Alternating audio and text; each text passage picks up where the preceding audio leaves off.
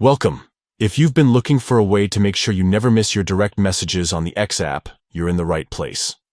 In this guide, I'll walk you through the updated steps on how to enable ad pop-ups specifically for direct message notifications.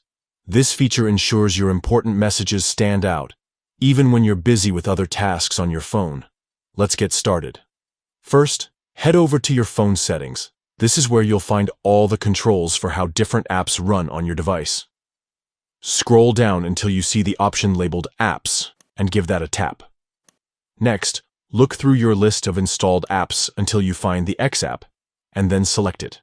This will open up all the settings and permissions connected to X. From here, tap on Notifications. Now, inside the Notifications menu, you'll see various options for how alerts are delivered.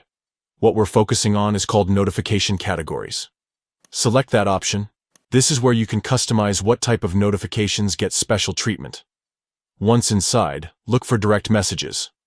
By default, this may already be active for standard notifications, but to get pop-ups, you'll need to take one extra step.